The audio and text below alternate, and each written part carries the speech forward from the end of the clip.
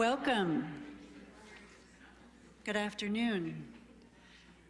It's so great to see everyone in our very full Levitt Auditorium. Thank you for joining us today to learn more about States of Becoming, a traveling exhibition curated by Fitsum Shebeshe and produced by Independent Curators International, New York. The Art Center is thrilled to serve as a venue for Fitsum's powerful exhibition, which explores the work of 17 artists with strong ties to the continent of Africa, some of whom relocated to the United States over the last 30 years, others of whom are first-generation US citizens. Two ideas of great cultural and social consequence unify States of Becoming. The first is diaspora, which refers to the dispersion of cultures from one place to another and the related experiences of displacement, prejudice, hybridity, and multiplicity. The second is cosmopolitanism, a term I borrow from ethicist Kwame Anthony Appiah's book on the same subject. For Appiah, cosmopolitanism is a value. It's a principle by which to live and work. Cosmopolitanism compels us to understand the people with whom we share the world but might not understand. It obliges us to take seriously the lives, perspectives, and needs of others. It requires that we open ourselves up to conversation and coexistence with the unfamiliar. Ultimately, States of Becoming not only highlights forms of creativity filtered through the experience of diaspora, it also engages meaningfully with the ethic of cosmopolitanism, an ethic that is much needed and sadly in short supply today. I want to thank Fitsum for sharing his time and brilliance with us. It's been an honor to work with you. It's been a great joy to have you here for the last week. I'm also so grateful to our partner, Independent Curators International, Renaud, Becky, Taylor. It's been fabulous having you here for the last few days, and I'm really excited that we were able to introduce you to this institution and also to the city of Des Moines. Finally, I owe an enormous thanks to the staff of the Art Center who helped bring this project to fruition, especially our senior curator, Laura Burkhalter, senior director of education, Jill Featherstone, chief installer, Jay Ewart, and our registrar team, Mickey, Megan, and Sid. Ultimately, staff from every department at the Art Center had a hand in making States of Becoming the success it is, and I thank them. Our funders. As a nonprofit, our funders make many things, in fact, everything possible. Lead funding for States of Becoming is provided by the Hartfield Foundation. It is also enabled by the generous support of ICI's Board of Trustees and International Forum. Crozier Fine Arts is a preferred art logistics partner. The presentation at the Des Moines Art Center is supported by the Harriet S. and J. Locke Macamur Foundation. So now I'm going to hand over the podium to our senior curator, Laura Burkhalter, who will introduce our curator and our artists. Thank you very much.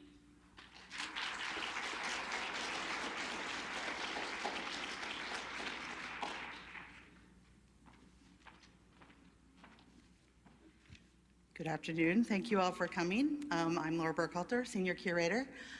The Art Center does not take a lot of traveling shows, and it is difficult to find that sort of Goldilocks zone traveling show that will fit with our museum, both logistically in the size and space and architecture that we have to offer, but also, much more importantly, something that speaks to our mission and who we are as an institution, an exhibition that engages with our collection, an exhibition that engages with the ideals that we hold dear and that brings new creatives and new voices, not only into our building, but to you all, the community. We also are looking for an exhibition that engages with our public and that our public will find something of themselves in. And States of Becoming, I knew it when I saw the prospectus, it was gonna be perfect. And so far, it's been a short weekend, but it has been perfect so far. I'm so excited for you all to meet our guests, but I also wanna say that we had 500 people here on Friday night, and some of you were here, I see your faces. So that engagement with the community sort of started off with a roar, and I hope that we can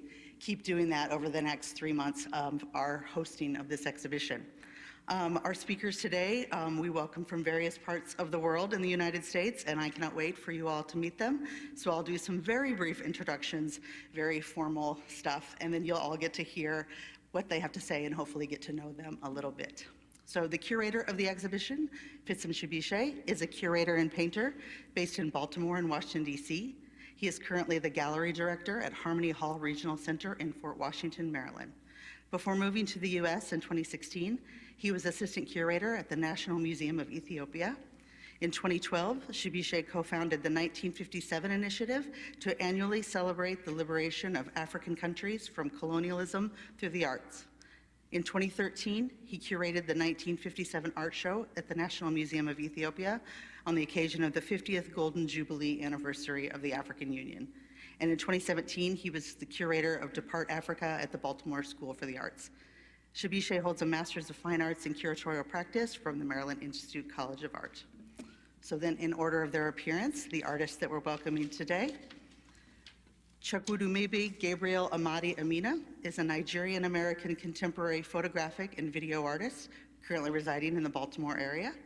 He got his BFA in photography and graphic design from Armstrong State University in Savannah and got his MFA in photographic and electronic media from the Maryland Institute College of Art.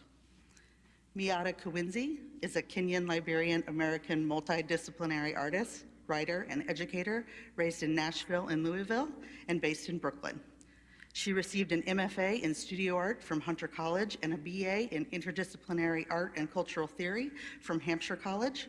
Her work has been presented at Q Foundation, the Studio Museum in Harlem, MoMA Pop Rally, Red Bull Arts District, Maisel Cinema, and the Museum of Moving Image, among other spaces. She is currently the Teager Mentor in the Arts visiting critic at Cornell University and has previously taught at Hampshire College and the University of Richmond. Chido Johnson is a Detroit artist, recent 2009 Kresge Fellow, 2009 McDowell Colony Fellow, and Knight Foundation recipient in 2013 through 16. Johnson was born and raised in Zimbabwe and Zambia, then moved to the US. Both of his BFA degrees in sculpture and painting are from the University of Georgia in Athens, and he earned his MFA from Notre Dame in sculpture.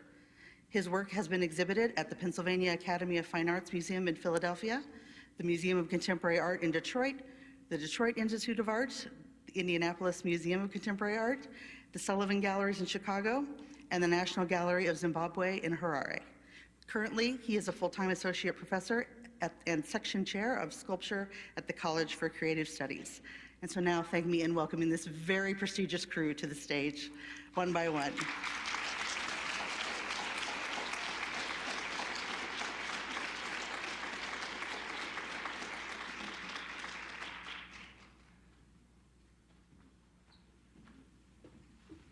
Good afternoon, everyone.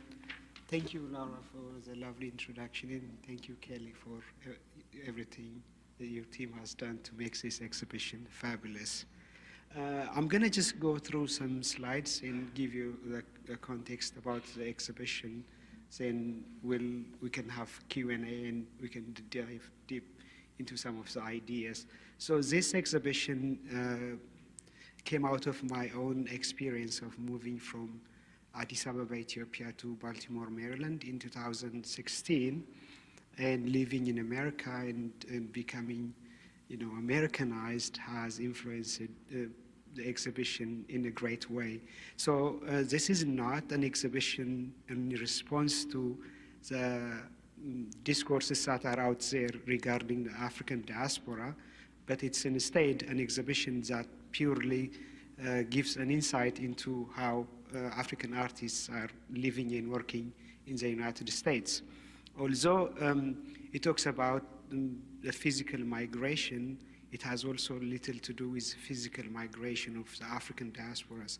It's instead a migration, internal migration, a migration of heart, a migration of belief and values, and more of a psychological migration. So it has little to do with the physical and more with internal migration. So I would like for you to check out the exhibition and see how we transitioned from being an African into becoming an American. So with that, there are, among other things, a few influences that have contributed to this show. And the first is environmental influence. Environment in where we live plays a significant role in how we see our world, in how we view our world. Living between Baltimore and Washington, D.C., who has both a large population of African diaspora, has informed the exhibition in a unique way that I get to hear the first experience, the first voice of these migrants and their experience that informed the show more relatable, and that informed the show and make it more genuine. And I was, last time I was here, this is my second time in your beautiful city, Des Moines. I hope I'm gonna come back again, and I'm in love with, everything so far, I came across. And this was from my last trip. So as I venture the city, I've gone to, some of the places that we see here. And my visit was mostly educational, but at the same time also critical. We see, how histories are being told around this area, sometimes, missing some diversity in a way that, they are being told, and in a way that they are, being presented to us who are new to the city. So environment in general, where we live, contributes greatly to a States of Becoming exhibition. The next is institutional context. I came to this country to go to school, and part of my job was to travel to art institutions and educational institutions across the East Coast predominantly. And my observation was more of like Western-centric approach to presenting histories of like people like me in Africa in a way that it's only presented from the Western point of view only. I've seen a change since 2016. Institutions are trying to dominate. Institutions are trying to diverse, how they present, and there is a lot of, attempts and a lot of progress have been made since then. But I see an object that says it's from Africa, but it doesn't really necessarily speaks to me, because it's not the way, I see that, or I view that particular object in Africa. But in here, it has its own, presentation. It's associated with certain narratives that's not really relevant to me, or in a way that doesn't really connect with me. So institutions have also shaped the way I see things and the way I respond to them. And the other is personal experience. This is mostly cultural. Now I watch football. I happens to be a Ravens fan, in Baltimore Ravens, and they're not playing tonight, but I'm going to be still watching Super Bowl. And culture, like, watching Super Bowls, the people I hang out with, the food I eat, sitting in, conversations that are sometimes challenging to my values and things that I've been told growing up to be true. And being, exposed to these uncomfortable, sometimes sensitive themes have shaped the exhibition also tremendously. So the three aspects are the most contributing factors, or the so-called dynamics that contributed to States of Becoming. These are the artists, 17 of them, from 12 different African countries. That's where I'm from. And we have from here, and we have amongst us from Nigeria and Zimbabwe. They'll be speaking in a little bit. And we have also two more artists from Trinidad and Tobago. That in a way goes back to what African diaspora means, the dispersal of African people outside of Africa. So we are everywhere. Miatta was saying yesterday, we are everywhere. But in some context, artists from this area moving in the US, some scholars consider them to be double diaspora, but States of Becoming is not trying to respond to that, but in a way that there is a connection between, Africans who moving to the United States and also Africans who move to the United States from other parts of the world. So in the exhibition, I'm sure most of you have already been in the show, but displays are arranged into 3 categories. And the first group is artists who are building hybrid aesthetics. The second group is artists who are looking back to their roots. And the third group is artists who are connecting diaspora with the United States.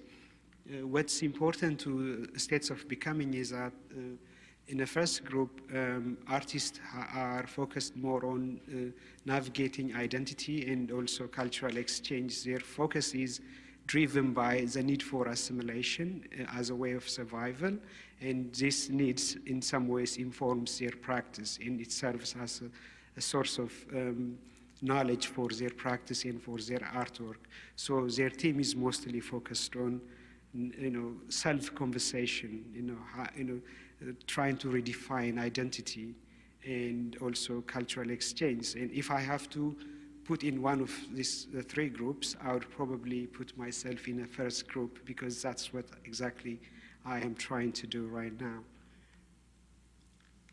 And this is more works from the first group. This is the second group. These are a group of artists from first generation African artists who were born, they're Americans, they're born from African parents. For this group, they serve as a bridge between Africa and America culturally, because they are Americans, but at the same time, they are also Africans. For them, more of, we'll hear from Miatta in a little bit, but their practice is mostly engaged in informing in their culture and looking back to their roots, and also challenging stereotypes and advocating for race and also social justice. So these are some of the focus for this group. And this more works. And this third group is artists who are usually looking back to Africa and sometimes traveling to Africa and bringing elements from Africa that reminds them home. And also they use their culture to educate their current community. And Chido is part of that group, and he will tell us more about it. It's more from this group. So I'll just read my note a little bit on this one. So in the context of states of becoming, identity refers to the evolving nature of who or what someone or something is. This concept recognizes that experience, relationship, context, and personal growth continuously shape and reshape identity. Therefore, states of becoming suggest a process of change, transformation, or development where identity is perceived as a fluid rather than fixed. From this perspective, identity understood as a journey or narratives that encompass past, present, and potential future selves. It emphasizes the way individuals perceive themselves and others perceive them over time, with influence from culture, society, personal choice, and external events. In this dynamic process, individuals may explore different facets of themselves, adopt new roles, or reassess their values and beliefs, leading to a deeper understanding of their own identity and how it unfolds through the various stages of their lives. Within states of becoming, the concept of transformation and becoming are central to understanding how identity changes over time. Transformation indicates a deeper shift in person's identity that can result from a significant life experience, introspection, or crucial events. It entails abandoning former aspects of oneself, adopting new traits, viewpoints, or behaviors, making a deeper change that transforms self-perception in the way others see one. Becoming, conversely, underscores the perpetual nature of identity change. It portrays identity as always in development, highlighting the paths of personal growth and adaptation. This concept accepts the continuous possibility for change and the openness of identity to new experience and influence. Together, These concepts highlight a view of identity as both fluid, constructed over time through a series of transformations and continuous becoming. This perspective encourages an understanding of self that's open to change and growth, recognizing the complex interplay between internal desire and external influence in shaping who we are. With that, I'm going to be welcoming Chukwudumebi Gabriel Amadi-Emina to tell about his work.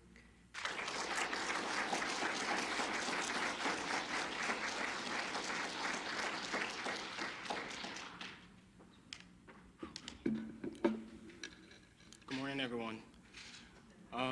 My name is Chukwudumebi Amadi-Emina. You can call me Chooks or Gabriel, whichever you prefer. I was born and raised in Lagos, Nigeria. Moved to the United States when I was 15 years old. I would like to start with a quote by Toni Morrison. I think it really spoke to me, and the way I'm going to break down my presentation of the works, it's first comes from dealing with internalized anger. Secondly, it comes from dealing with the perspective of identity from media and how that can sometimes cause anger. And then it's coming to peace. The last piece comes to the terms of coming to peace with self-identity. But the quote I want to start with, it goes as, I am convinced that the clarity about who one is or what one work is intricately bound up in one's place in a tribe, or a family, or a nation, or what have you. And the clarity is necessary for the evaluation of self, and it is necessary for any productive intercourse with any other tribe or culture. I'm not suggesting that a collection of varying cultures are just clear ones, for it is out of this clarity that one's own culture and that life within another culture or near another culture or in juxtaposition to another culture is healthily possible. The first piece I want to talk about, the English translation is one who boxes with one shadow. But the Yoruba translation, what I have on the piece is Ajese Ojiji, which actually translates to shadow compensation. Alatija Ojiji Re means the one who fights with one shadow. And this piece, really, the two pieces that have the abundance of red in them talk about anger. And I don't know if anybody here boxes or is into like martial sports, but one of the ways I used to deal with my anger when I first got to America was boxing, MMA. I was on and off for 3 years. And there is a certain practice in boxing, it's called shadow boxing, which is one practices of oneself. And it is to me that when I first came to the United States when I was 15, at 15 I wasn't fully developed as a Nigerian man, and then I had to realize and develop as a black person in America. There was a lot of confusion, there was a lot of anger. I didn't understand who I was or what my place was. I didn't fit in here, and my roots from home were uprooted from me. I thought about this in a literal sense of like of shadow boxing or just the art of boxing. What I was taught, it was really the ability to control one's power into using it to protect oneself or protect others. It's about the motion of putting your power into one part of your body to kind of like exert energy. So when I talk about this and I talk about shadow boxing, I talk about the psychology of it. For example, I think that from a psychological point, and I've kind of gathered these words from a bunch of places when I was doing my research making this piece, that it is projection of repressed anger. And when this occurs, instead of being angry at something as consciously as you would if you were mad about something, it is unwittingly projection of our subconscious anger, and we experience it as others being angry at us. So instead of feeling hatred, we feel hated. Instead of feeling like we're rejecting things, we feel rejected. And what's tricky about projection, it is hard to really distinguish whether it's an accurate perception of what is happening. So, you know, I kind of took it as it being a blend of motions, in being a blend of movements. It's like throwing punches without really having direction. It's like just swinging wildly and really not having a focus to it. And the black gloves in the middle are supposed to represent, the black gloves are supposed to represent safety. When you wear boxing gloves, it's to protect yourself and the person you're in conflict with.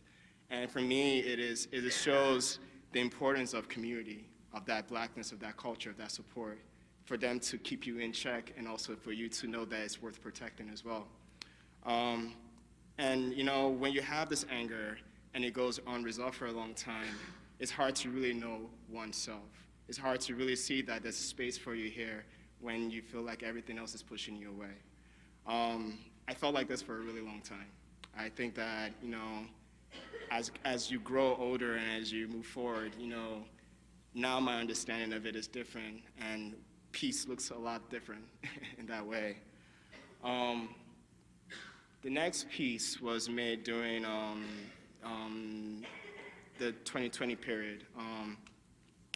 It was a wild time, as we all remember, as we all know. And for me, it was the first time I really had a really interesting dynamic of how the media saw blackness, how people were consuming the media, what was going on. And this name of this piece is Afomo Bombo, which actually translates to an alien bomb. And the name of this piece is called Minesweeper. If you are familiar with the game Minesweeper, it's about how many steps you can take before things blow up. It's about, for me, it was about how collectively, even though I felt, at this point, I still felt like the other. I'm a Nigerian American who, I'm a Nigerian American who came here at such a young age, but I'm still trying to find where I fit in. But there was a collective anger I felt during that time. I think every person of color, every person in diaspora felt a particular kind of anger at that time. And for me, for a moment, we were all in sync. We were angry, and it showed. There was no way to hide it, and for me, it's the images of, for me, it was the idea of how long can you hold something in before it comes up into the surface, and before internalized anger turns into a physical thing.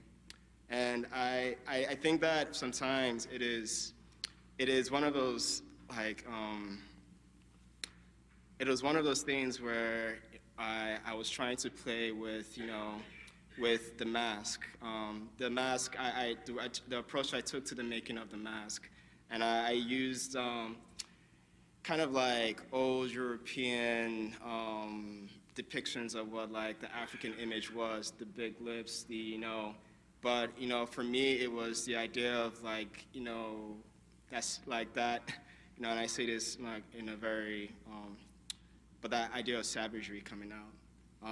And I think that it comes from being misread, and the media's depiction of what blackness was, the depiction of what the pain that we're going through was, and how it wasn't an accurate description of how I was feeling.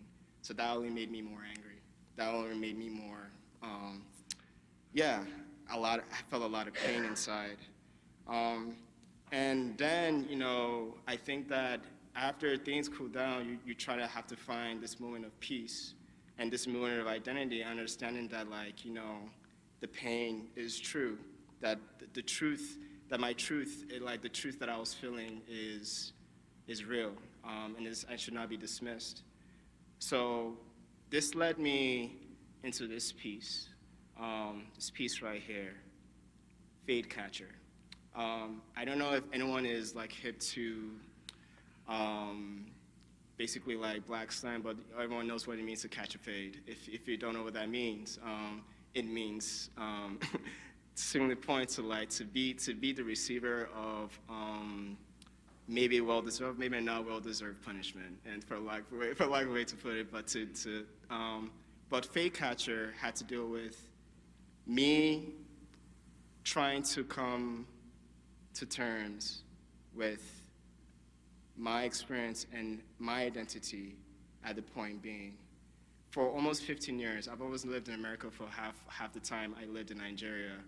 And I always tried, for a good portion of that time, tried to conform my image into a safe black image, which I think is impossible because, and in this piece, I had to juxtapose, I thought about getting a haircut. And if the hair I was cutting were flowers, were my roots. We all know that when we uproot flowers, they pretty much start to die. And I think that's what I thought assimilation was. It was me, if I was the soil, it was me killing my flowers to become something else. Like my petals start to dry out, the leaves start to fall, and the image that comes out of that, you don't really recognize it anymore because it's based off the environment that doesn't really want your culture to come into the space. The illusion of America being a melting pot, I think is simply that of an illusion. I think that it's a space that sometimes forces you to get rid of the things that ties you to where you come from. And I was trying to find that image, and I went within. I went to I have a religious background, and I went through my spirit. I went through everything, and for me to come to the conclusion that the image, and it says that in the mirror, it has a man holding a mirror upside down with an antenna on the top, saying a no input signal, meaning the image cannot be found. And understanding that, I'm sorry, I'm going to look through my notes. Understanding that, when it comes to migration, when it comes to assimilation, that change is inevitable. I think that wherever you are, you're going to want to be part of the community, and you're going to be part of that culture. But understanding that that to be black in America, to be African in America, which is to be the receiver of a fade. You're always catching it, whether you like it or not.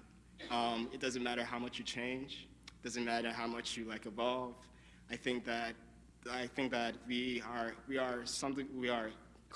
consistently, our body is used for abuse. And it's to understand that you don't have to uproot yourself.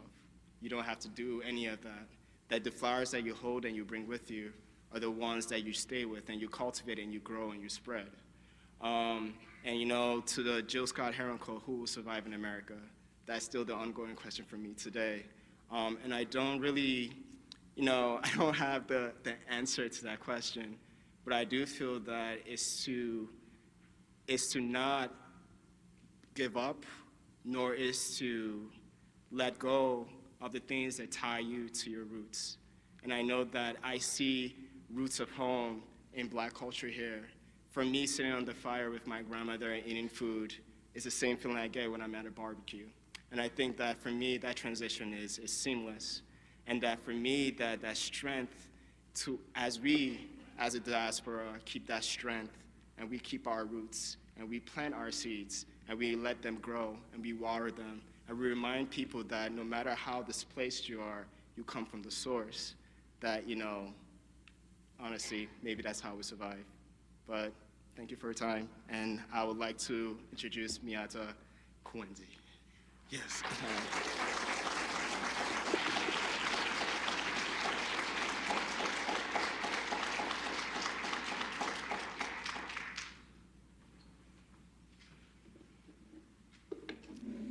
Thank you, and thank you all so much for having us here, and thank you all for coming out and learning more about our work. So my name is Miatta Kawinzi, and actually I'm going to keep this slide for a minute because my first name is a Liberian name. It's in the Vai language, and my mother is from Liberia in West Africa. And my last name is a Kenyan name. It's the language Kamba, and it's Kawinzi, and my father is from Kenya in East Africa. So I really like how my name already kind of just, samples both of these places where I have cultural roots. And I grew up in Tennessee and Georgia and Kentucky, and I live in New York now. So many places are home and also part of the story of who I am as I continue to evolve.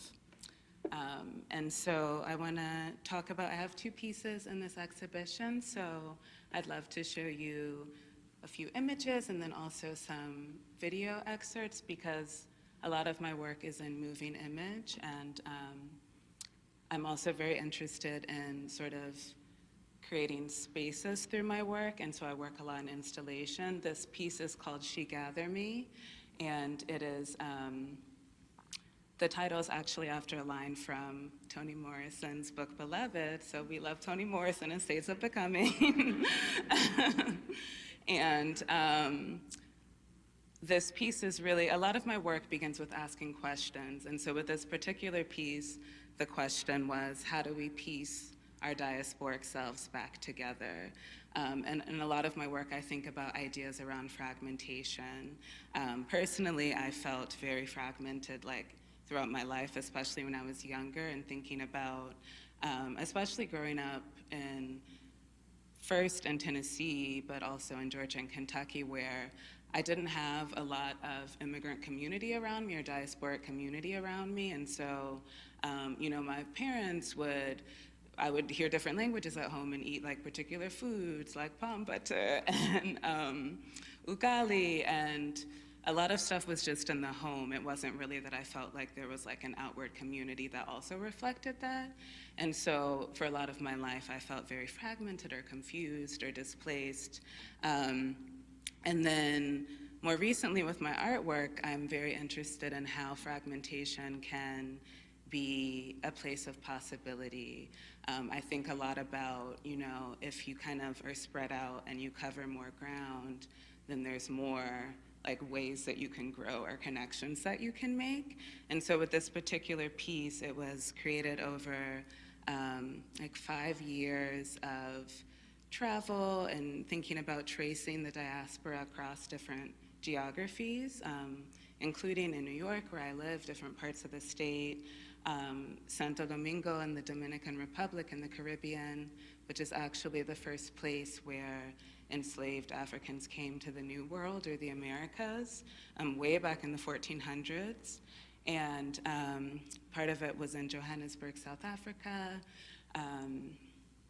Tulsa, Oklahoma, so different places where I've spent time, done residency programs, met people, made connections, and to that idea of like, we are everywhere, I'm very interested in sort of thinking through diaspora in different spaces. And so in the way that this is presented, you see the rocking chairs, and they're actually meant to be set in. So I hope that you get a chance to see this in the gallery and you sit down and you rock, because also with my work, I think about, you know, Fitsum talked about the psychology of diaspora, and for me, fragmentation can create like internal chaos where I can feel very unsettled personally, perhaps other people too. And so growing up in the South, we always had rocking chairs, and like you sit in the rocking chair, you calm your mind, you just get into that rhythm, and it really kind of just allows, it's very comforting. And so I think about with art too, how to create spaces of comfort for folks, especially when talking about things that can feel perhaps unsettling. And then I also have the reflective silver as the ground.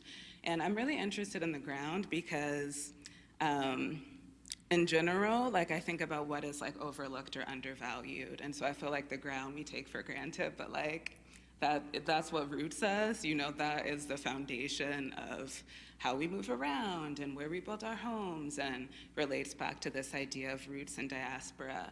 And so here the ground becomes a reflective surface and the image is mirrored.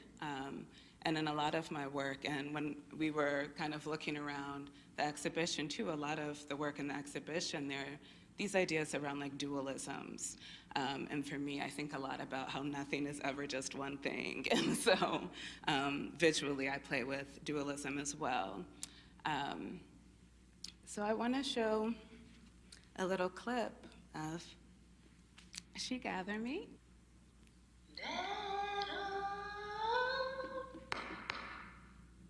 Let go.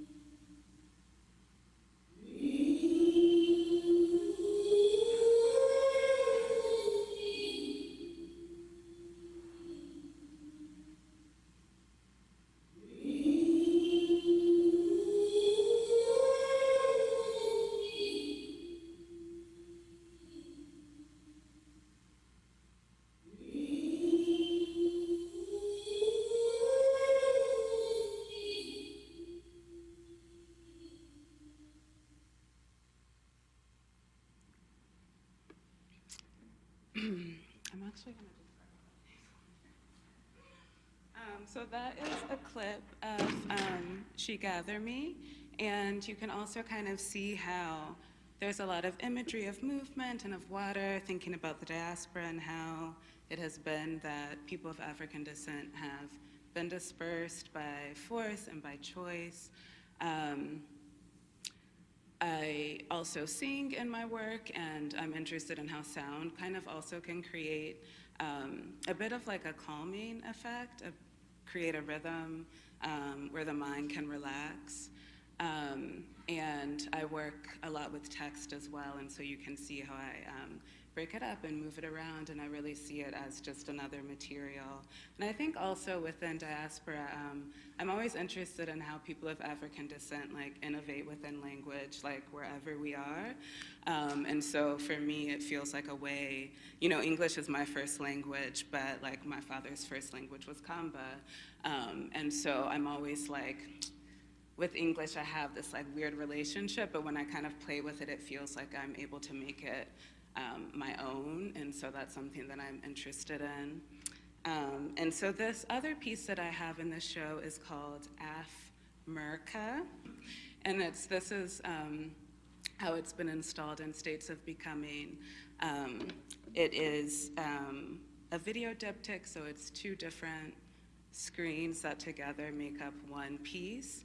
And this is a still of the two different monitors put together, but I call this piece a video blues poem. And the title itself is kind of combining Africa and America, making a new word, Af-Merca, playing with language again. And so this is a still that says, "What hollowed the heart, what returns its glow?" And one thing that I think about in relation to diaspora as well, because, you know, I studied like cultural theory, and I do research in archives, and often the tone or the voice within like historical records feels so clinical and cold to me. And as an artist and just like an emotional emo person, nothing wrong. But I'm always like, where is like the heart in this? And so this piece in full is kind of a poem of me reflecting on this idea of how sort of the grand constructions of Africa and America are now intertwined, and the emotional resonances of that fact.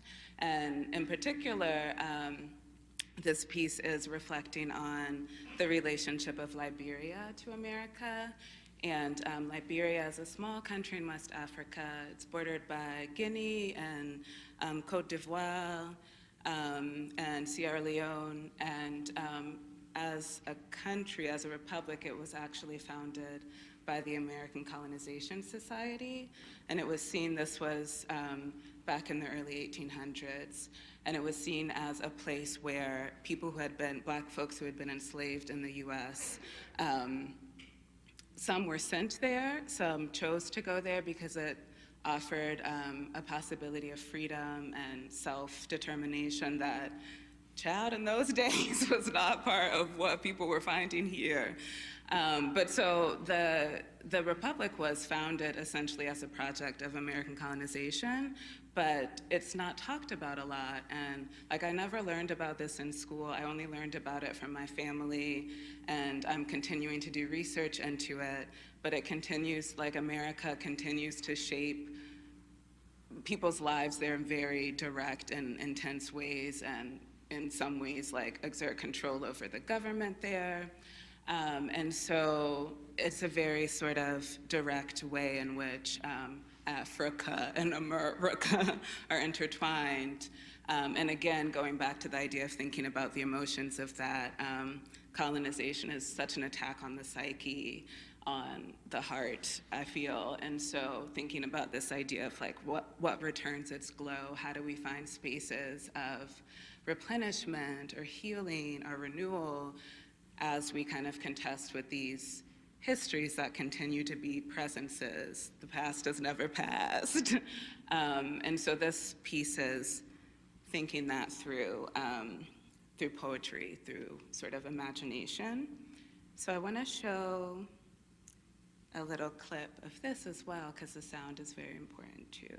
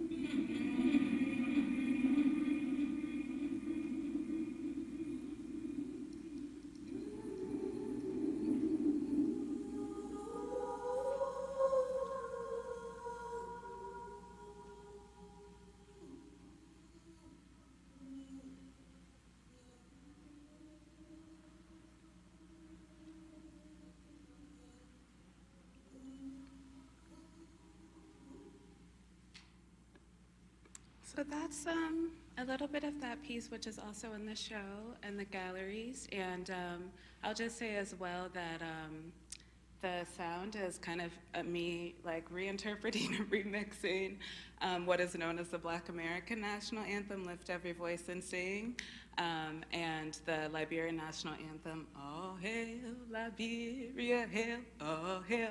And so I'm really interested too in how like song and rhythm tell stories about a place and are like material that we can shape as well. I also work like with folk songs and traditional songs and really think about how they also kind of mark places of cultural preservation even within diaspora. Like you can really trace rhythmic patterns and stories through song at times. And I was just in Liberia I don't know when we are anymore, but I think it was earlier this month. And I saw this instrument called, it's from the Bassa ethnic group, and it's a belly harp. And so it's like a gourd that goes on the stomach and these strings, and your body almost is like a resonator. And it's just like the banjo, you know, like that's in Kentucky and Tennessee. And thinking about how, even those like string instruments, people who were enslaved, Africans who were enslaved, brought over, you know, musical knowledge and instrumentation knowledge, and then informed country music and blues, et cetera, in the Americas. And so I'm very interested in like those points of connection as well. So those are some of the things, guys. Yeah. And so now I actually want to pass it over to our last artist in the exhibition, Chido Johnson.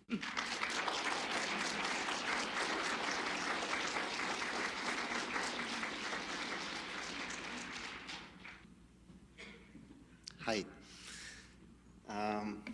Yeah, it's so hard to go up to your guys' spoke. I mean, I'm really resonating you, and I'm amazing.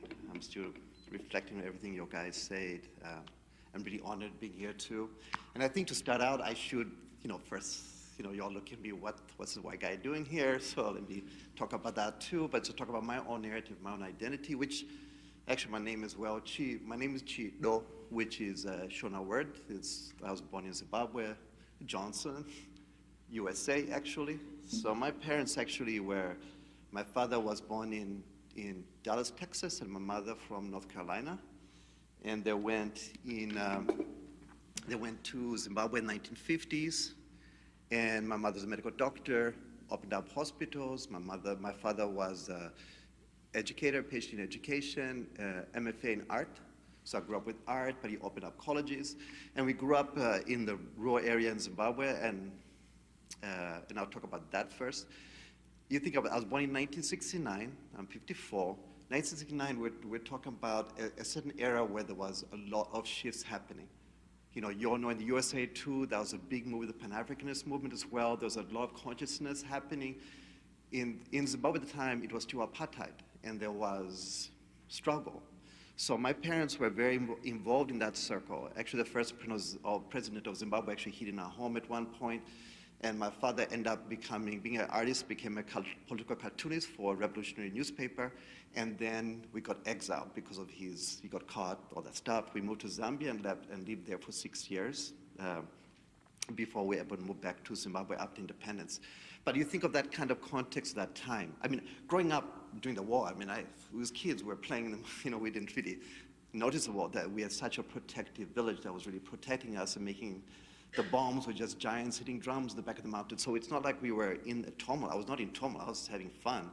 But it just to contextualize where I was in terms of the values I was brought up with. I was brought up in a rural space. I didn't speak English. I only spoke Shona. And when we moved to Zambia, I was very fortunate there too. Zambia got independent in 1964. The president at that time was Kenneth Kaunda, who started the whole Pan-Africanist movement, the Frontline State movement that protected us fighting against South Africa. So there's this very pride happening that time. My education in primary school was amazing. I was in township schools. Like, I don't know if you guys have a vision what a township school looks like, but it might not look like a high education you have in the USA, but the teachers were, what we were taught was brilliant. I learned about as a young kid, learned about the Luvalunda Kingdom, the whole Bantu migration. There was a new spirit and energy of change that was happening in the continent. It was like that kind of thing that fired us up. Going to Zimbabwe was like, there was change happening. So to fast forward, we met back to Zimbabwe, moved to the USA. I was only 1 year in the USA when I was 17, came for college and gave up. The culture shock was too much. People looked at me like, oh, you're white, just assumed. I was simulate, but I was like, the jokes were not making sense, you don't look at the elders. People look at you very sheepishly. They go, wait, you're not trustworthy. There's so many things. Or guys hold hands. Hey, I'm still talking to you. Hey, let go of my hand. So all these little cultural things, were kind of hard to deal with. So I went back home to Zimbabwe, and then I met my mentor, Tafuma Gutsa, who I stayed for whole years, and I got into sculpture with him. Now, my father was a cartoonist. I got into art. I was doing puppetry with him. He was a puppeteer too. So I had carved wood before. But then stone became this space, the Tafuma. And Tafuma got me a place where he started really making me, really got into reading Frantz Fanon, really questioning perception, why are you making stuff? He's a very a well-known Zimbabwean avant-garde artist, and he really shaped a bunch of artists in Zimbabwe. But that kind of really grounded me in terms of not just being a sculptor, but what's your purpose? Why are you making work for? And you think about the 1990s too, just a period you can think about too. Painting was still very heavily European, so there was a pride in sculpture at the time because sculpture was redefining an ownership of an art form that was not stuck in a colonial kind of ownership of vocabularies.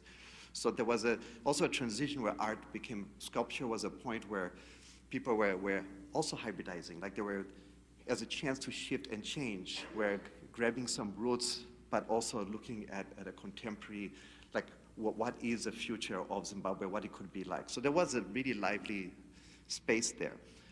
But one thing that being a stone sculptor in Zimbabwe was really hard was you work really hard, you make something really cool, and then you go to the airport and boom, somebody else mimicked you. And that was a birth of tourist art. There was these objects that were being made that were being sold to foreigners to mimic something that was meaningful. So it'd be like cultural objects. And sometimes you see objects that have like all these ethnic identities on it that doesn't even correlate.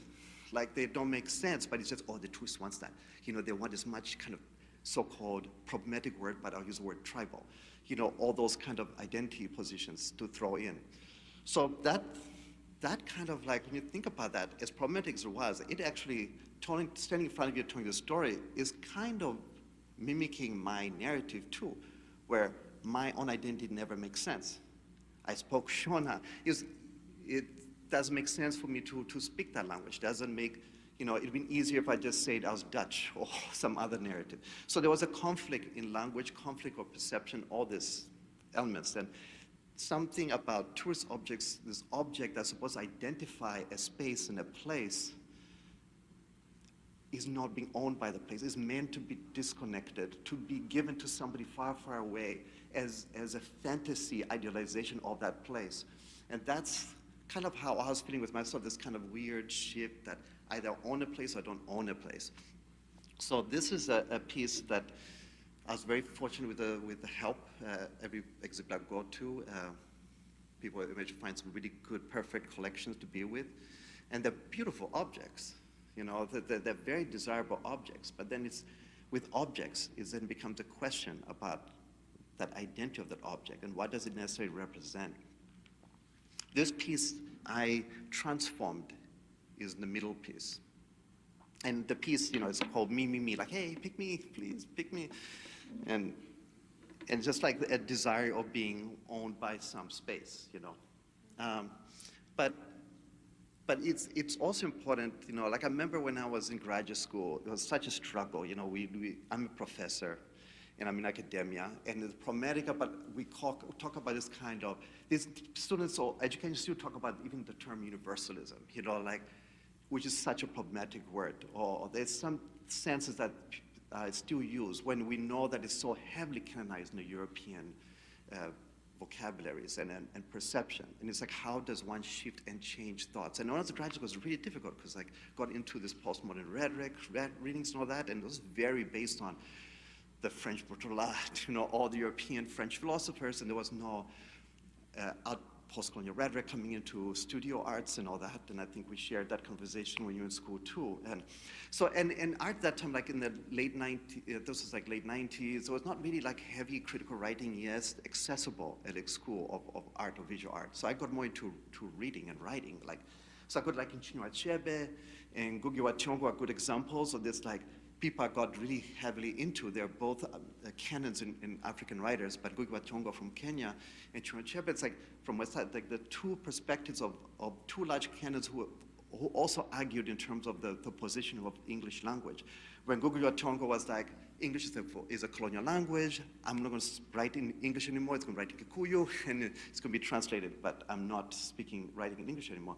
Chinua Achebe argued that there is an African English. Like there is, like one way, if you think about the creolization of words, like if I say, how you read some words and there's a big word in the middle that doesn't make sense, but by reading the whole sentence, you don't know the word, but you read the whole sentence and you know the meaning of that word. But imagine it's a word that you do know, but it's just how it's placed changes the meaning, and that's removing a canon, which is traditionally like a Creole, but imagine it's a real English, and that's kind of Chinua Achebe's kind of argument. And I was really interested in that kind of perception, the idea of perception, like the idea of how we look at something, the history of something embedded, and it just becomes less of what are we looking at, but who's looking at it from where, that kind of like question of perception. And so this piece actually was a discarded tourist object I found that I believe was from Kenya actually, but it was leftovers like residue, wood stuff. It was very like mangled up. But I love the fact that I did not carve from a piece of wood. I carved it from a tourist object. So the history of the body already existed. This displacement existed in the piece of wood. So it's about transforming that into me, and of course, with me, shamefully, like, holding my crotch, but trying to green, and, that kind of the shame of the body, the awkwardness is in our attempt to try to find ourselves. But position with this is another piece, bucket, like bucket, but B-U-C-K, like a bucket. So like, you think a buck, the economy of it too. But coming from what also struggled for me as an artist is like starting out, with the community, like with Tafuma, Kunemeho, Dominic Benura, all these artists I worked with in Zimbabwe, like would be chilling, like, all day. Wake up in the morning at breakfast, go under the tree and you carve stone all day, talk about stuff, take a break, come back, carve. Time, the issue of time just shifted, And it was all about working together in a space. And then I was like, okay, no, I gotta get strong, come back to USA, gotta get the MFA, go into the art world in the USA. You do that, package yourself, and boom, find yourself a studio and hide somewhere, like make art. And the whole sense of community, the sense of belonging and being part of something with the whole production of making in a communal space was something like, how do you do that, why do you even want to do that? So the idea of time, of the time of carving, I work subtractively. I hold stone, I chisel, I hold a piece of wood and I carve through it, and it's a process that takes a lot of time.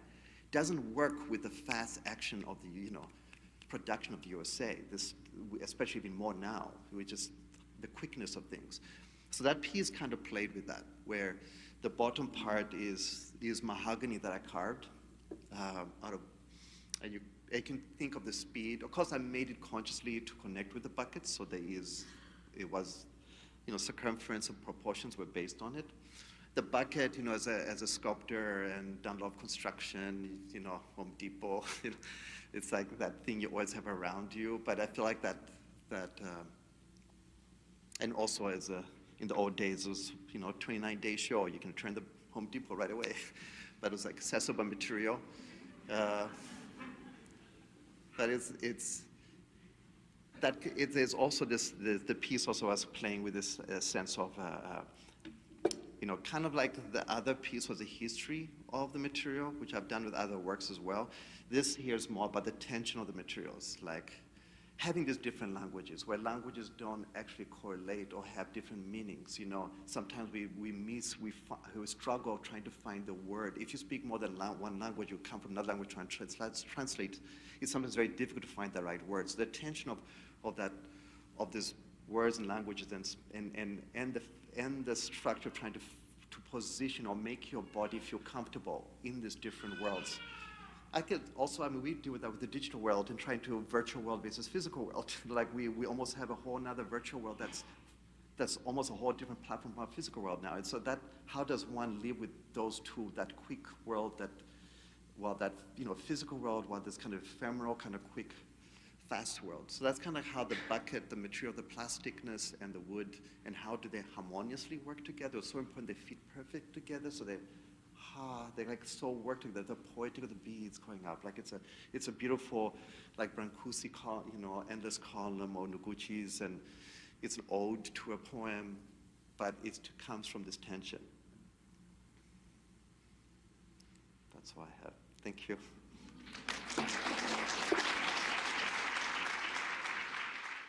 Thank you, everyone. Those were amazing presentations, and I had a starter question for this, but I'm thinking of throwing a curveball since all your presentations made me think of new things.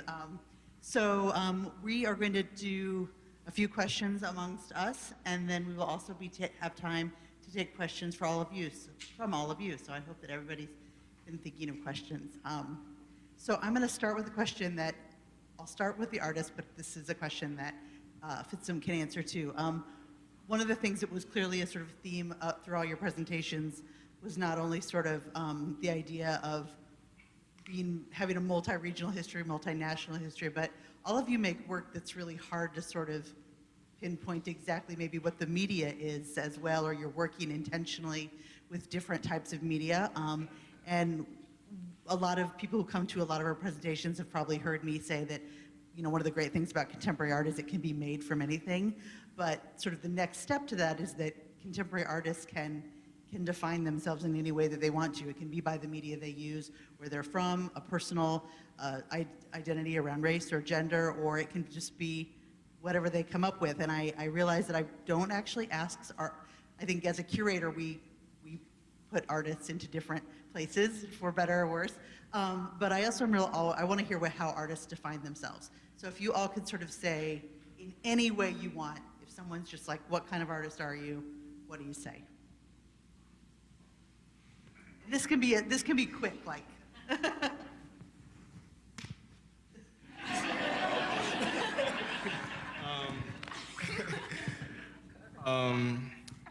Honestly,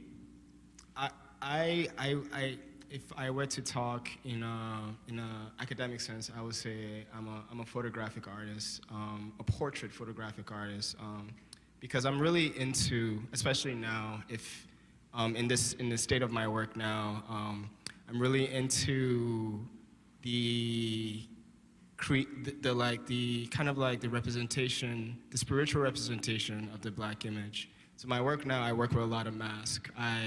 I interview a lot of the people. I live in Baltimore, so I do a lot of street photography. I meet people, I talk to them, and I take a portrait of them. And if it's a more deeper conversation if they can trace back their roots. If they tell me, oh, my family goes all the way to Gambia or something like that, I then make up this the mask of so based from Gambian traditional mask, depending on if we're more specific, and then I take artifacts or different things from Black culture here, and I make up this mask, and some of them are really intricate. But I am really into creating this image that a lot of people who are born here don't even sometimes associate with, and I think that for me, because again, I said it in my presentation, I think if you're Blackness is part of the diaspora and it all comes from the source. So I like to give them this image of how the spiritual form looks like, using different artifacts and form. And it's really what I'm into right now, because I think sometimes I'm still learning, about culture here. I think there's a lot to learn. I don't think I've ever stopped learning. Every time I speak to someone, I learn something new. And I've seen in the Black diaspora in America, people are different. Baltimore is very different from Louisiana, so different. And there's so much to pick from. There's so much to learn. So but I would say I'm more of a conversational artist. It comes from the conversation. It comes from that interest in talking. And from those words, I make the work. And it takes me a really long time. Sometimes I'm in correspondence with people for months, just to make sure I'm not making an image that goes so far away from them that it sticks true to who they are and to what they tell me are their roots. But yeah, that's how I would define it.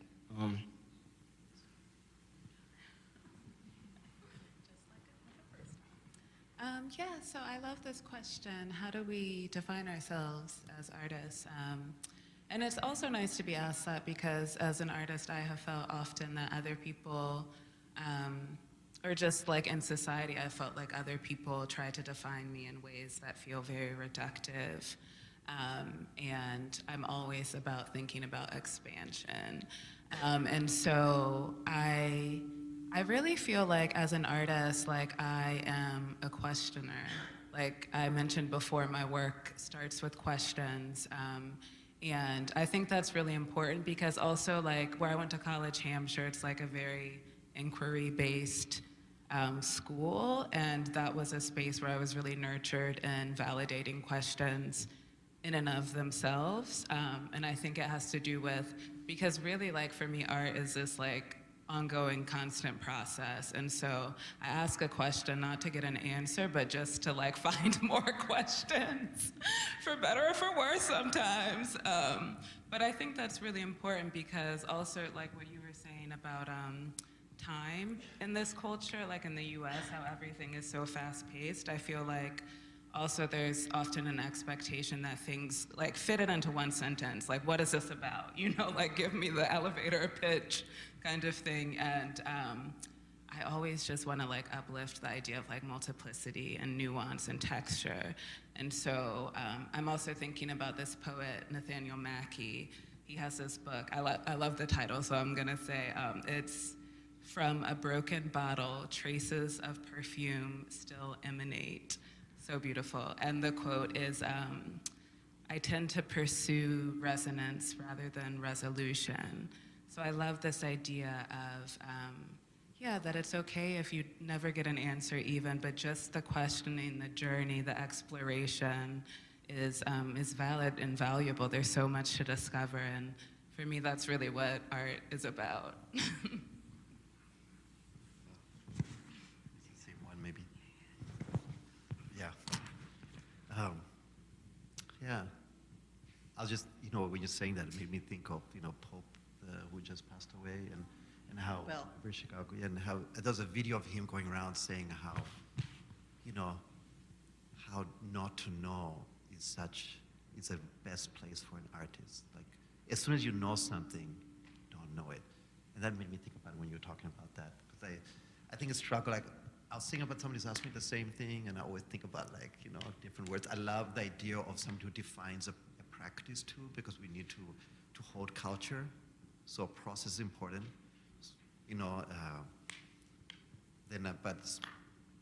I feel like my personal role is I shift so many hats. Like yesterday, I was a general manager for the Wirecar Auto Workers Association of Detroit, as I push the Wirecar around. But I have other play projects. I'm a love librarian, or romance novel project I have, or I'm a director for some Burkhalter Center in Detroit, so curatorial projects. So I feel like culture, I've thought of cultural activism. Somebody has thrown that term. I kind of like how that sounds, kind of revolutionary. But I kind of love how you talked about the way it's, I think the action of being there and, and trying to find your role in how you can make a space that is void be filled and be active. And I think that doesn't really answer. Oh, those are all amazing answers. And then I'm going to have Fitsum sort of, how do you see yourself as a curator? Yeah. So my background is also a painter and art history. So I slowly transitioned from being a visual painter into curating. There was a time I had a tenure at the National Museum of Ethiopia as an assistant curator. In that time, actually have helped me a lot to transition, from a visual into some kind of, do it yourself and learn from it process.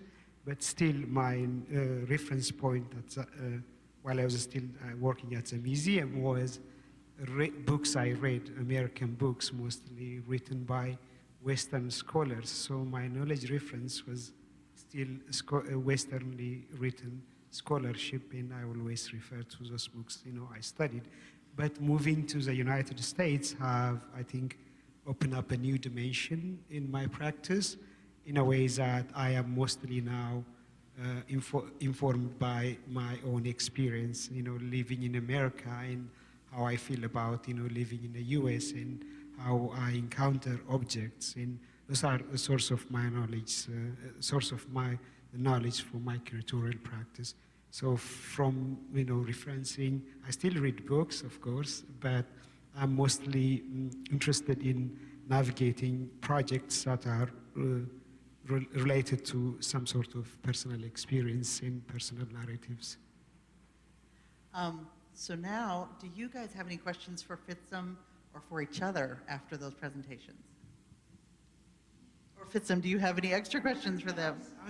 I was thinking if each of you can speak on it a little bit. For Gabe, have you ever been back to Africa? If so, was there any change you see in yourself? Was there like completely, assimilated? Was there, some elements of Nigerian that you still have in yourself? For Miatta, you are bridging almost, the cultures between Africa and America, and it can be seen as, a global force, connecting this, these continents, in a way physically, also, metaphorically, the words, the misspelling, all contributes to this metaphorical, space and that exists between here and Africa. So I was wondering if you could talk about a little bit about that. For Chido, I know you make your constant trips to Africa, and how is the reception being in Zimbabwe?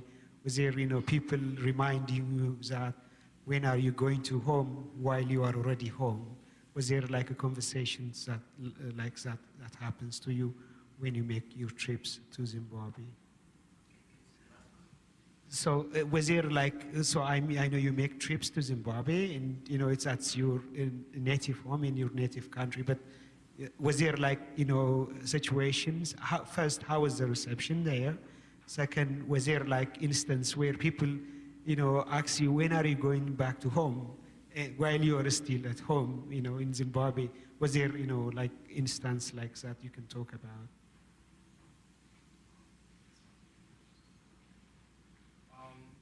So I haven't been back home in a really long time, and I actually, you know, I actually got my Nigerian passport renewed this year, so I'm going in December.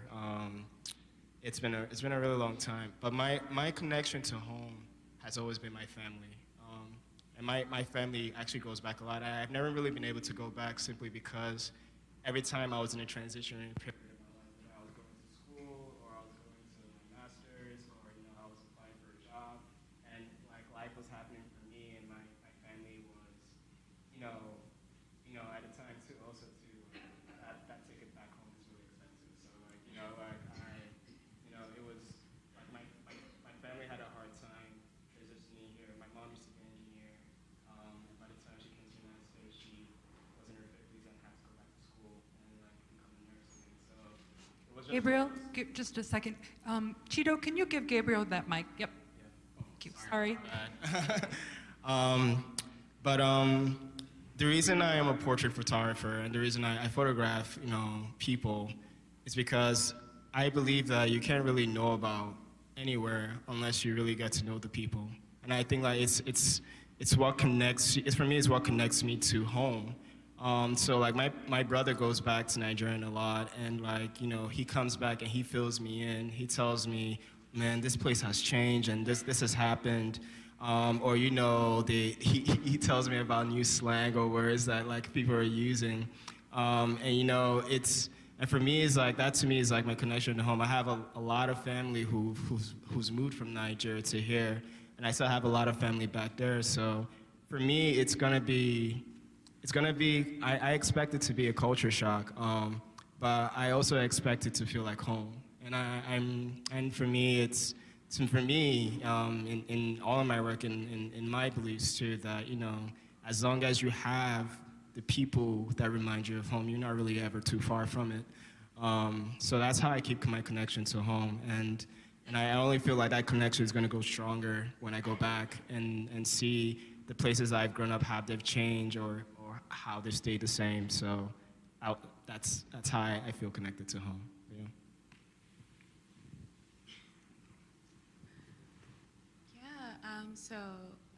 You had asked Fitsum about how I think about the idea of like bridging across America and Africa.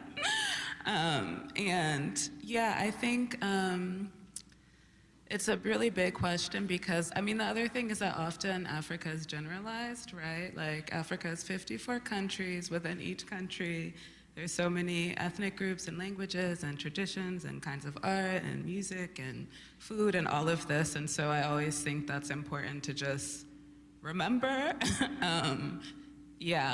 that there's so much diversity within Africa itself. And it even makes me think, this is a little roundabout, but there's a book that I've been reading called Between the Kola Forest and the Salty Sea by Dr. Patrick Burroughs, who is a Liberian historian. And this is a pre-colonial history of Liberia. And in the book, it's talking about how Liberia has been, like the land now known as Liberia, was very multicultural before colonization. People were traveling between different parts of Africa, Portuguese, I mean, for better or for worse, but you know, Europeans were already coming and people were trading and exchanging goods, and you know, like migration has existed before colonization. You know, diversity has existed before colonization and within Blackness, within African identity. And so I'm thinking about that in a roundabout way in relation to this question, and thinking about, Yeah, you know, especially right now, because the work that I'm, like my current work and research is very much about Liberian and North American, or I would just say connections between the Americas, because thinking about the Caribbean as well a lot. But I think this idea of connection is really important because one thing that I have thought about being here is that often when we talk about oppression, or when I've been in conversations about oppression, there's been like whiteness and blackness are kind of the constructions, that the way that it's constructed. And I think that even within Black folks, you know, within folks in the diaspora, there's tensions and there are conflicts and misunderstandings, and I don't think we always see each other. I remember actually, Fitsum, the first time that we met about this exhibition, you and I talked about this a little bit, and this idea of like the diaspora wars, which I feel like is very prevalent on social media. But where, I mean, just keeping it real, where, you know, I think people can have stereotypes about each other within Blackness, within different ethnic groups and geographical origins. And so one thing I'm thinking about more and more is like how it's important to have those conversations as well and sort of unpack those things. And so thinking about spaces of connection, of difference, of commonality, and of just, you know, being real and teasing out, you know, things that might be challenging within that too.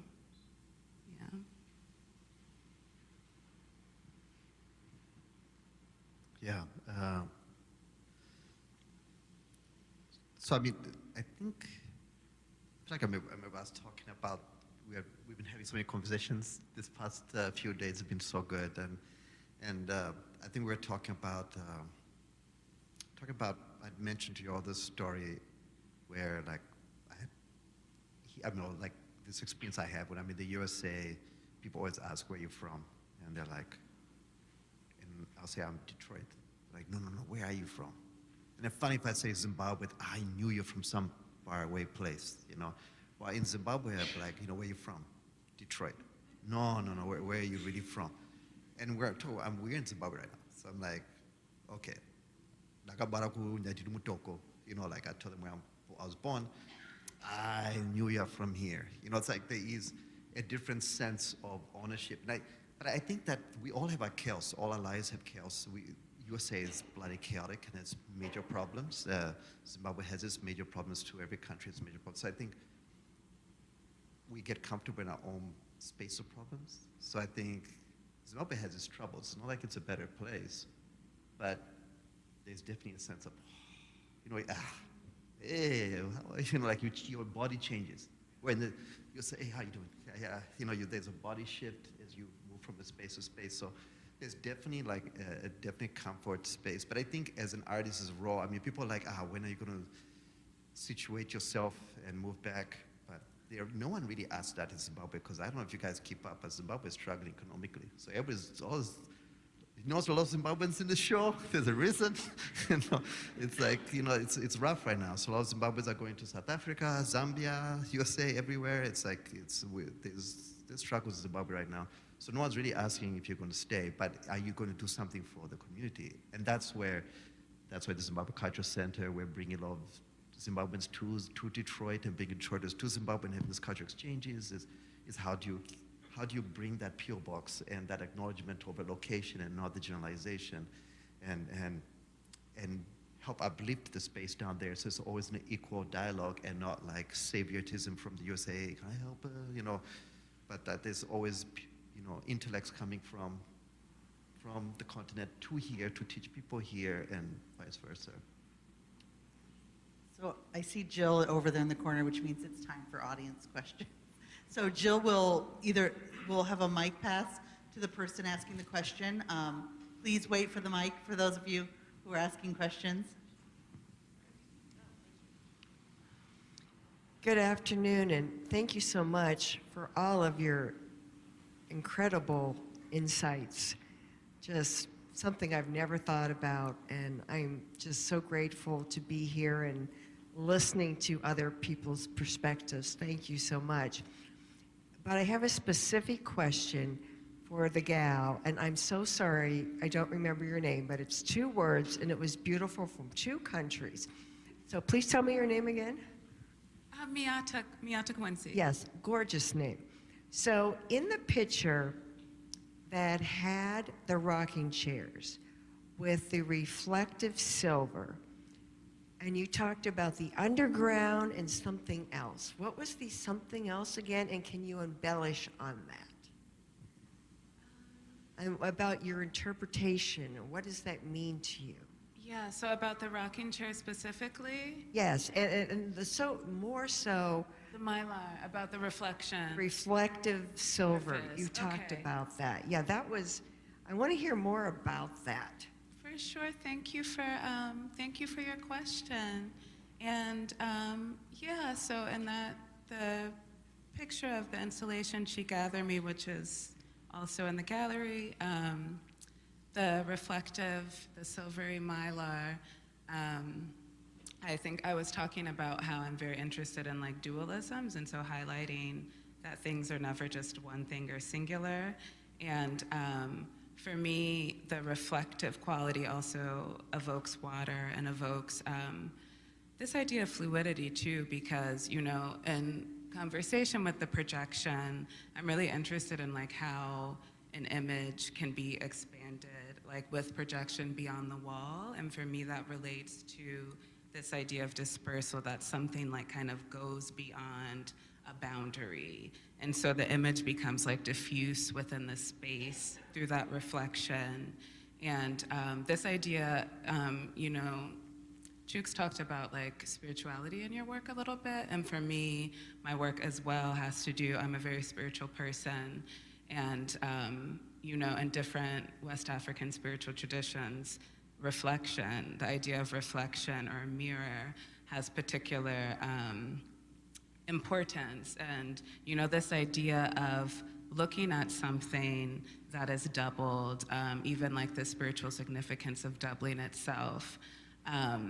So I'll leave that a little bit vague, but you know, it also just invites you to meditate on that within the space. And you know, because I always have the things that inspire me and that I'm trying to highlight, but I also am very interested in sort of creating a proposition for people to then come in and have their own kind of experiences. And I'm really interested in like the embodiment of art. And so like with the rocking chairs on, like if you sit in the rocking chairs on the reflective silver in the gallery, look down, like rock and look down. And I just invite you to do that because I'm interested in, you know, how you might experience the work differently, from rocking, from standing, from closing your eyes, from just resting there for a while. All of those things are part of it.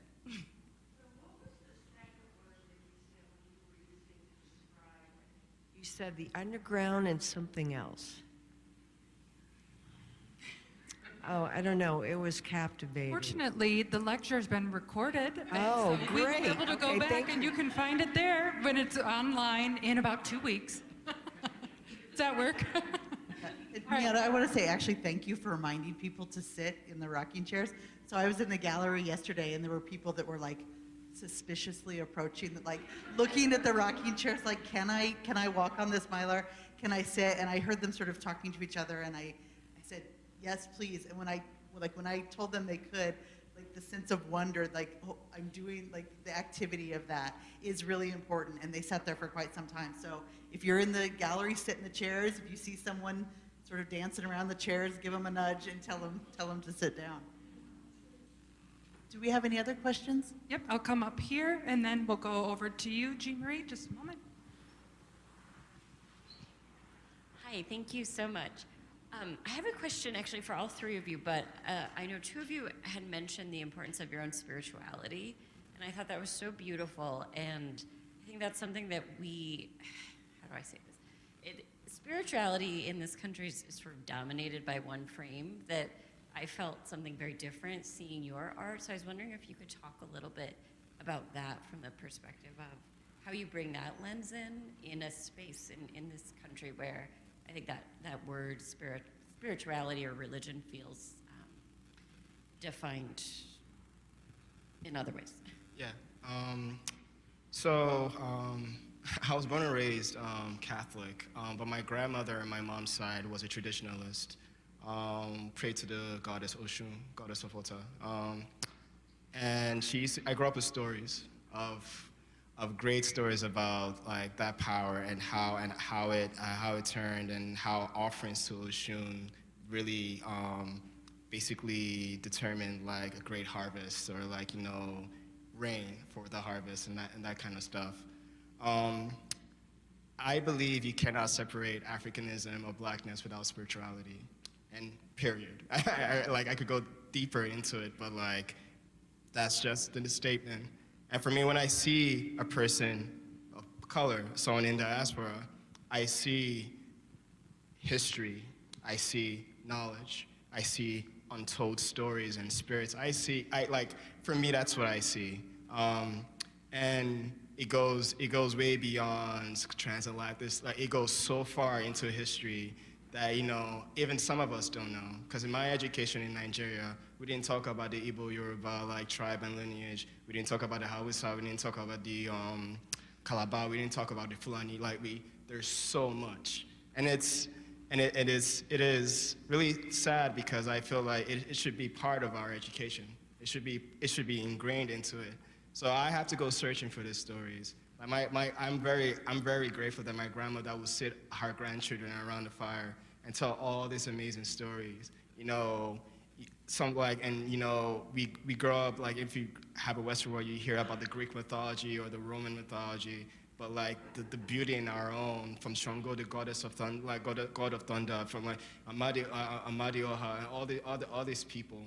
And I want us to see that in us. So when I like right now, I make mass based on people. So like I want people to understand that, like, even if it's unknown to you, there's a history that goes way beyond everything, you know. And you know, you might be from, like, you know, because of slavery, your roots might go to one place specifically, or you might be Ethiopian, Ghanaian. You might have all these things in your blood, in your lineage. And you know, I want you to understand that there's more, and there's more to see, and you are part of a complex network of spirits that is not maybe not understood, but it's felt. And for me, like, I feel like my journey as an artist, as a human being, is nothing but a testimony. You know, like, so like, to me, that's how spirituality comes into my work. I feel it in the presence of people. For me, it's as simple as I like the safety I feel when I'm surrounded with people who look like me. It goes down to my spirit, so that's how I view it, you know, and that's how I see it in my work. And I try to honor people by bringing that out through like adorning them with different artifacts and different things that like root them to here, or root them to somewhere that they might not be aware of. But yeah, I hope that answers it. If anyone. If another artist would like to answer, they can. Or if we want to hear the next question, we can move on. I'll just add, just briefly, that I also just want to give thanks to my ancestors that I'm even right here, right now, because for me, I knew I was going to cry. But spirituality and respecting and honoring my ancestors and making art are all intertwined. And I come from traditions in which that is the case. And so I just want to say that because, you know, also art is very difficult. You know, it's very challenging. It taxes my body, mind, and spirit often.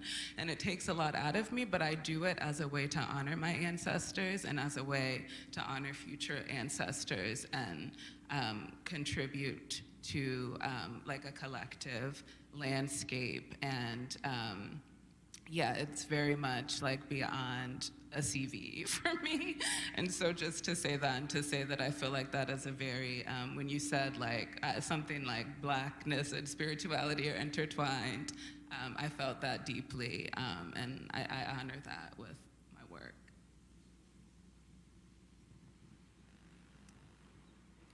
Hi. First I want to say this is freaking awesome. I love it. And what? I gotta remember your name. Gabriel. Yes. And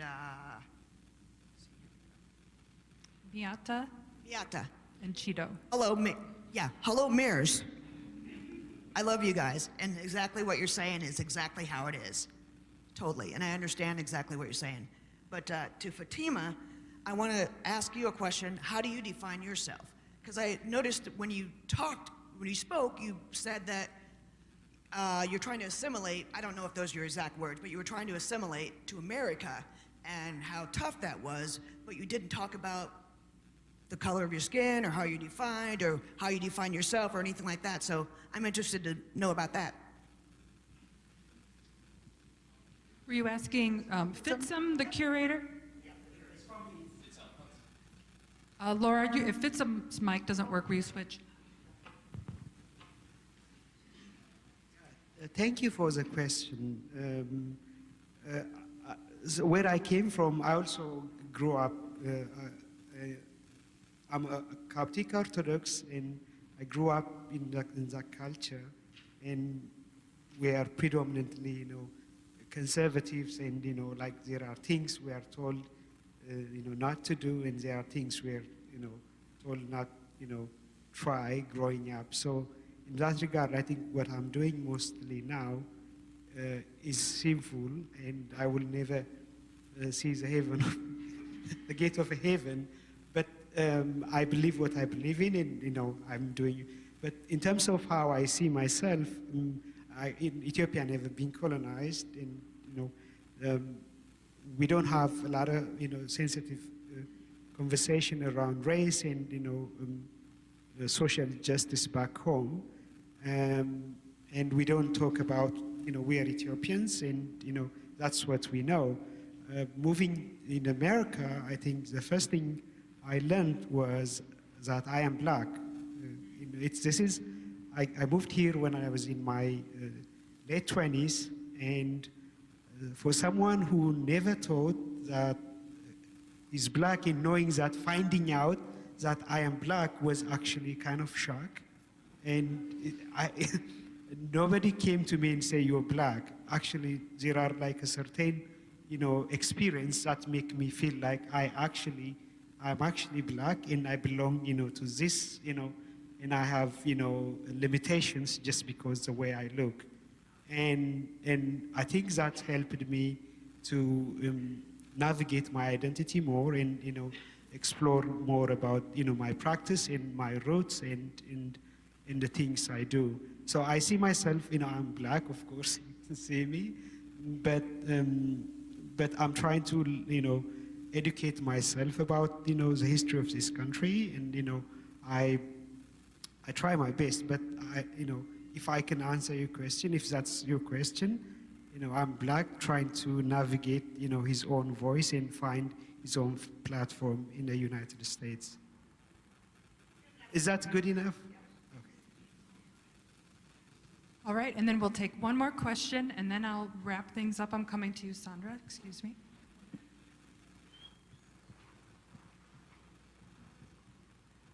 Hi, it's nice to see y'all again. So my question is, I'm Kenyan, and I used to bounce back and forth quite a bit. And Chido, you talked about people asking you, like, where are you from? And your answer not being good enough for what they expected. And you've talked about the fragments, Miatta, and Chooks, you talked about, like, being a Nigerian man, but then having to become, growing and being black in America. And you brought up the topic as well, like, learning that you're black, which I learned I was black because I didn't know who Rosa Parks was, and the other black girl in my class looked at me like, how do you not know your own history? And I said, it's a part of the history that we have, but it's not the part of the history that I grew up in, And with this whole thing being about states of becoming, each of you seem very confident in who you are right now, but being that bridge between two lands, what was the point exactly for you where you said you feel like you have balanced being on that bridge and you're confident in both the answer that you give someone when they ask you, who are you, or when you walk in a room, who you identify as, or being black and being proud of it, being African and being proud of it? What was the moment for you that you realized, no matter what the question is asked, I know who I am? Yeah, I'm gonna put it on y'all.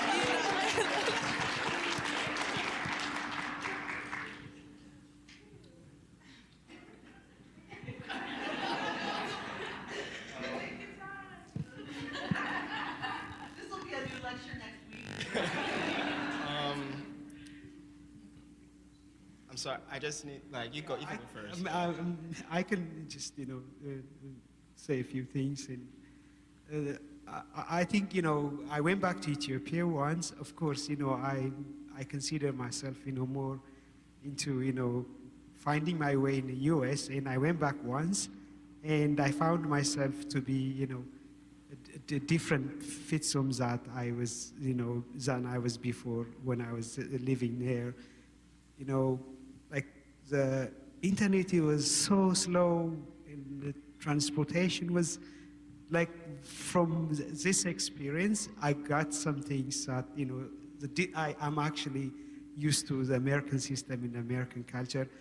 Also, there are like some conversations that in Ethiopia are forbidden or taboo to discuss about. So my encounter first here was not pleasant. I was sweating, when people talk about their identity, in their sexual orientation.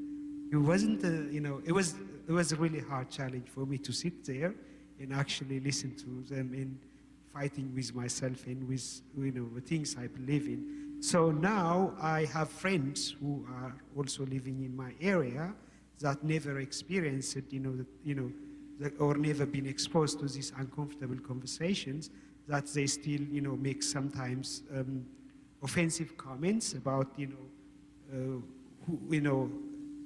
like someone or like, a culture or, so I was one of them, some time ago, but now when I encounter this kind of conversation in my community, I try to, explain them, and I try to educate them, and I try to, in a way that, this is a choice, this is that, and this is a cultural difference. So I feel like that, in that regard, I'm helping, my community as a bridge between, what I know in here and also what we've told growing up in Ethiopia. So, this is a very hard question. Chido said something yesterday that has been resonating with me like for 24 hours because I thought it was really profound. He talked about how in the government way of kind of describing who you are Nigerian, like dash, that hyphen, American. And Chido was like, he's in the hyphen. Like, he's just in that middle area.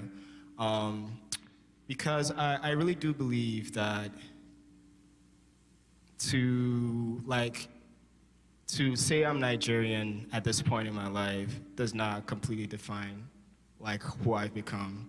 And I think that it is, and like Fitsum says, like, to really be who I am, I had to do a lot of a learning of who I was, of the things that didn't benefit me anymore from where I was from. Because, I always describe people like how my experience of growing up in Nigeria was like growing up in a box. And you don't know the contents of that box until you get outside of that box. And then, looking at America, from where I was growing up, was looking at it from a framework that was, not completely true. I thought, I used to think America was a place of milk and honey, things going like places of like streets and gold, and when I got here, it was a gigantic wake-up call. So I constantly exist in both, 2 feet planted, it's never one or the other. And I think that it really shows when conversation comes into play, when it's time to speak up, when like my parents say something really like out of pocket or ignorant, I have to be like, that's kind of a backward view. And they'd be like, oh, you've gotten Americanized. I'm like, no, I'm just speaking the truth. Because it's easier when you grow up with an ideology that is forced on you, or like, that you have no other choice to see from, you don't have any other lens to see from, you're gonna have a way of seeing, But but I also understand that like, it's not their fault. It's not.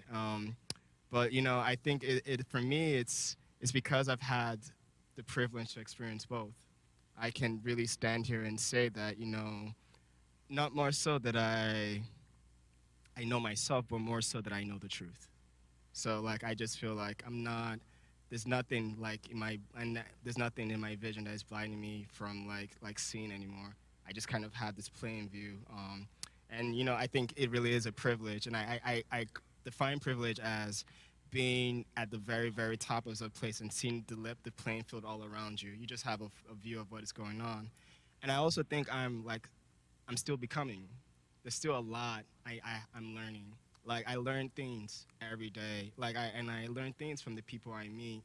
And I think that for me, it's not getting too stagnant of who I've become, but understanding that I can expand and expand and expand, which I feel is the beauty of kind of growing, of also being here. And again, the way things are here, the way Black culture is here is probably very different from the way it is in France. It's probably very different the way it is in all other Western parts of the world. And I think that there's so much to gain and so much to learn, but it's important to understand that where you are is just a part of the truth. And as you fit the puzzle together, you start to get a clearer view. I hope that answers the question. Yeah.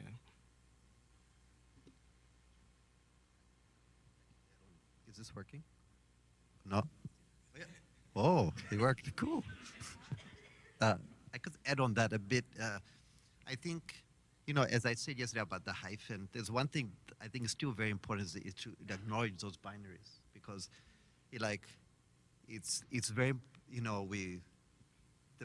it's not to, the hyphen sometimes can become this gray space that almost like I'm not dealing with the problems, and I think it's sort of, for me, Zimbabwean American, the American element is very heavy my whiteness, and so there's a consciousness of certain privileges I have, all these elements, this excesses I've had too, and being wearing of that, so any, and naming Zimbabwe is important, naming, and especially in the USA, it's I really top off Fitsum for this exhibit.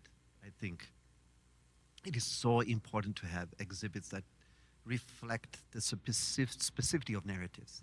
And not only have you you've raised flags to acknowledge the different voices around the continent and the different, that is so beautiful for somebody, your roots coming from Ethiopia, but also the human connection. It's about relationships, it's about narratives and stories like you were talking about. So it's not about, we're not talking about Liberia, we're talking about Liberian America, we're talking about we're talking about Miatta, and that is so important.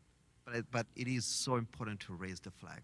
And it is so important for people to know these individual locations. So I think the binaries are so important at the same time.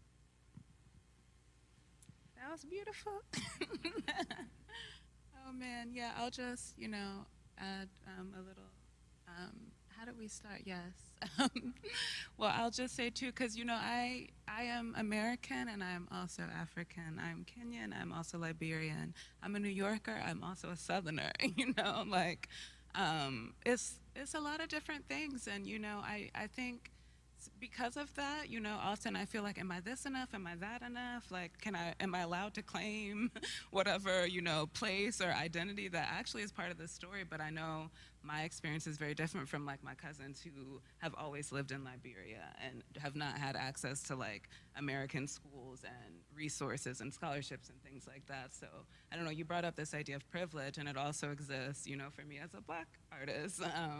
And so I think it's important to remember those things, because Liberia also is struggling a lot economically, and the US continues to profit off of it, and that doesn't come back and benefit people there.